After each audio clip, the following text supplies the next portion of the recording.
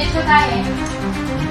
देण्याचा उद्देश आहे प्रबोधन करण्याचा. ते काही असू दे, त्यांना ते राहिले बाजूला, पण तुम्ही तुमच्या हाताने वाटण्याचं काय आहे?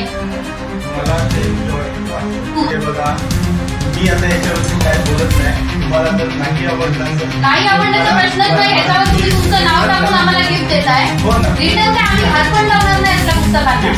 No problem. मला पण ह्याच्या मागे देण्याचा उद्देश काय? तुम्हाला हिंदू धर्माबद्दल एवढा का वाईट वाटतं? मला काही वाईट वाटलं. मग काय दिलं तुम्ही आम्हाला हे? पुस्तक लिहिले त्यांनी पण तुम्ही पुस्तक ते आले का? प्रबोधन ठाकरे आम्हाला द्यायला आले का पुस्तक? नाही आले ना. मग तुम्ही काय दिलं आम्हाला हे पुस्तक? आमच्या लोकांना हे गिफ्ट म्हणून का वाटलं? तुमच्याकडे एखादी वस्तू नव्हती का वाटायला? तुमच्याकडे दुसरी वस्तू नव्हती का वाटायला? मी तुम्हाला भगवद्गीता देते, तुम्ही इथे बसून वाटणार ना? घेणार ना? तरी पण मी हे नाही घेणार, कारण त्यामध्ये भगवद्गीतेमध्ये चांगलेच विचार आहेत. त्याच्यामध्ये सगळं हिंदू धर्माबद्दल वाईट लिहिलेलं आहे.